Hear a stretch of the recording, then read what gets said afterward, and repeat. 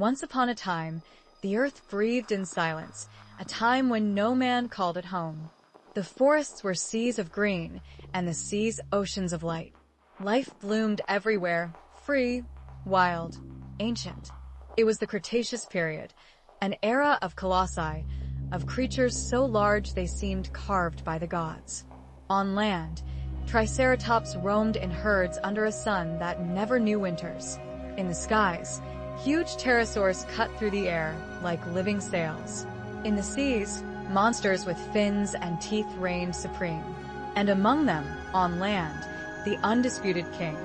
The Tyrannosaurus rex, 2 tons of muscles, claws, fangs, and a voracious appetite. It was a perfect world in its ferocity. Every creature had a role, every heartbeat a purpose. Herbivores fed on immense ferns and conifers that covered entire continents. Carnivores hunted at dawn when the light colored the blood and dew. It was balance, it was life, it was raw power. Yet, even in that harmony, destiny was unfolding. None of those beings knew that every step, every breath, every glance would be the last of a world. Far above them, in the darkness of space, something was changing. A fragment of rock, born from the collision of ancient celestial bodies, had begun a journey that lasted millions of years. It crossed the asteroid belt between Mars and Jupiter, silent, invisible, inevitable, and the Earth, unaware, continued to spin, cradled by its blue sky. Seasons passed slowly, mountains rose, oceans shifted. It was a living planet but vulnerable, and in that vastness, all it took was a single grain of space to change everything. That grain was approaching, and no one could stop it. Beneath that blue sky, the Earth was teeming with energy. Volcanoes erupted along chains of fire, rivers of lava sculpted new continents. Every quake, every explosion, was a breath of the planet. A world in constant flux, where life adapted, grew, multiplied. On the great plains of the north and in the wide valleys at the foot of the mountains, herds of ankylosaurs advanced slowly and heavily, their bone armor gleaming in the sunlight like living shields. Further south, herds of hadrosaurs crossed the rivers. Their calls echoed through the valleys like ancient songs.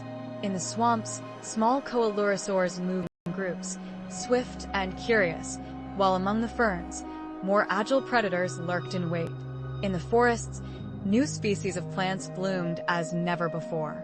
Insects carried pollen between ancient flowers, and in the sky, the wing beats resounded with a fear they had not yet known. Among the branches, primitive birds experimented with flight. The microraptor, with its dark and shiny feathers, soared among the trees as the sun filtered through the branches like liquid light. And below the roots, tiny mammals lived in the shadows, alert, cautious, yet already prepared for a future they did not yet know they possessed. It was a world full of movement and voice, of birth and death, of fragile balance suspended over an invisible abyss. Everything worked, everything lived. That world was so perfect that only an apocalyptic end could match it. The asteroid, after millions of kilometers, entered Earth's neighborhood. It entered its gravitational field and accelerated, surpassing the moon's orbit. The trajectory leaned towards the atmosphere. Ahead, the air began to compress and heat up. The surface became incandescent as a continuous trail, ever brighter, appeared from the ground. Only a few moments remained before entering the denser layers. Then it became a fire, a blazing globe growing minute by minute, hurtling at over 70,000 kilometers per hour. A massive body, 10 kilometers wide, yet with a force greater than any weapon man could ever have imagined. Its target, the Yucatan Peninsula in present-day Mexico. There, where the sea bends to form a perfect arc, destiny was about to strike. Beneath it, the dinosaurs experienced their final dawn. No one looked up, no one could understand what was happening. The sky began to change color. The birds stopped singing. The animals froze as if the earth itself held its breath. Then the light, a flash that dimmed the sun, a roar that was not bleak. Because it exceeded the sound itself, time stood still. The asteroid crossed the last kilometers of the sky in less than a breath. Its trail ignited the atmosphere, lighting up the day like 1,000 suns.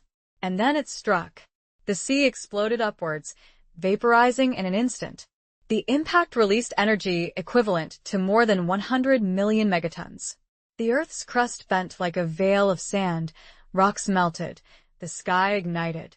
Within a radius of thousands of kilometers, nothing survived. A shockwave raced across the entire planet, trees bent and then disappeared, instantly burned. The air itself became flame. In the sea, a wave over a kilometer high was born. Rock and metal shards were hurled to the ends of the world. The tsunami crossed the oceans, sweeping distant shores thousands of kilometers away. The seas rose, then receded, taking everything away. The planet transformed into a scream. But it wasn't over. Bright fragments began to fall from the sky. They were rocks thrown by the impact that, after circling the world, returned incandescent. Small stars falling by the thousands, illuminating the newly born darkness. At first, they were isolated flashes, then a continuous, incessant rain. Day and night merged into a single hell. After the impact, the Earth was no longer the same. The sunlight no longer filtered through. The once blue sky had become a wound of smoke and flames. The rain of incandescent rocks continued for hours, then for days. Every fragment that touched the ground ignited new fires, new storms of fire. The forests disappeared in a single breath. The oceans boiled, releasing poisonous vapors. Animals sought refuge, but there was no refuge left. The air was fire, the ground was glass. On the surface, the temperature exceeded 1,000 degrees. The entire planet turned into a furnace. Even rocks deformed, flowing like wax. Flames raced beyond the horizon, fueled by wind and agony. The largest dinosaurs collapsed, suffocated by the heat. Rivers evaporated. Clouds vanished. Only the sound of earthquakes accompanied the silence of destruction. The earth trembled relentlessly, as if trying to rid itself of the weight of its own destiny. The crater remained hidden under the sea, but the scar was now etched forever in the earth. The shock waves circled the globe multiple times, echoing between oceans and mountains. Every vibration erased something, a forest, a lake, a breath. In a few hours, entire ecosystems vanished. Day turned to black, and ash fell in the darkness. A fine, dense powder that covered everything. It settled on seas, on bodies, on mountains, on the open eyes of giants. It was the dust of the end. Yet, even as everything burned, something survived. Underground in rivers, in caves, small lives resisted. Insects, amphibians, mammals.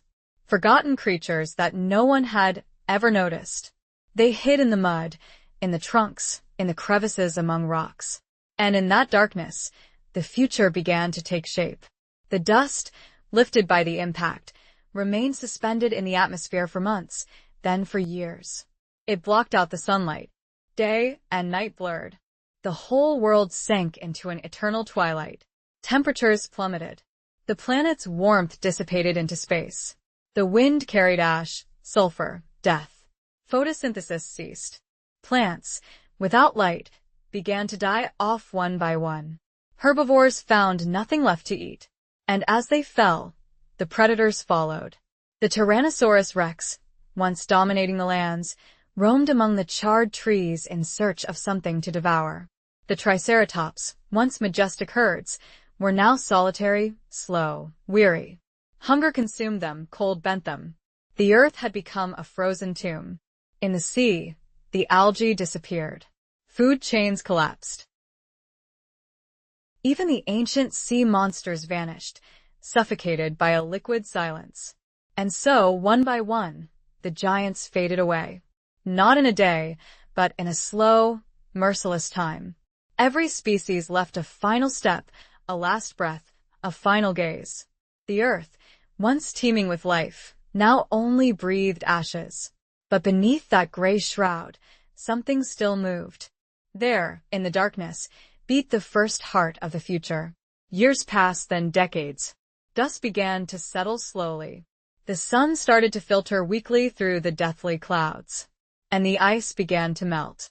Over the now silent earth, the first light of the new world settled. A world without dinosaurs. A world waiting to start anew. At first, there was only silence. Then, a breath. A light breeze crossed the gray plains, lifting the ash like golden dust. The pale, distant sun began to warm the earth again. The first raindrops washed the blackened soil. Water seeped into the earth's cracks, finding forgotten seeds below. And those seeds, against all odds, sprouted. Life returned. Slowly, timidly, fragilely. Moss on rocks, ferns among charred trunks, small flowers opening their petals towards a new light. The earth breathed again. Insects reappeared first, followed by beams of light. Surviving birds and mammals emerged from the darkness. Those that once lived hidden now dominated the plains.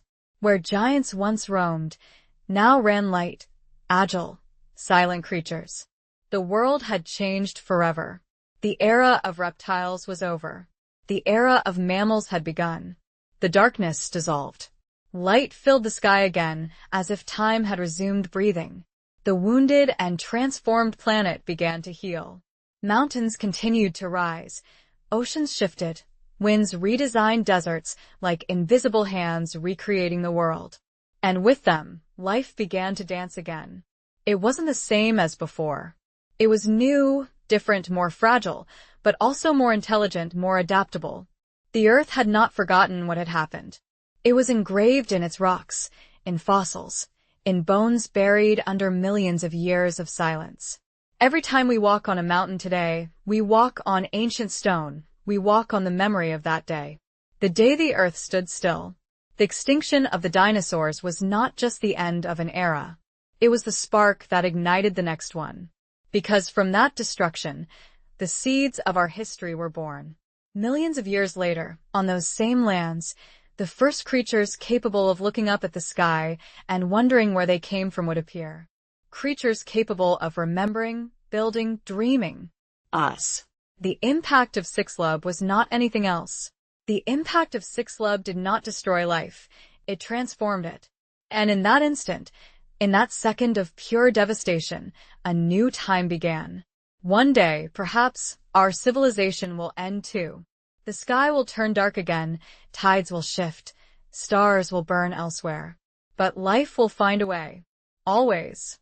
Because life does not surrender. It transforms. It adapts. It begins anew. And so, the time that once stood still continued to flow to us. It was not the end of life. It was just the beginning of us. And if you too believe that the memory of the world should not be forgotten, follow Ecliso. Here, every story becomes a voice,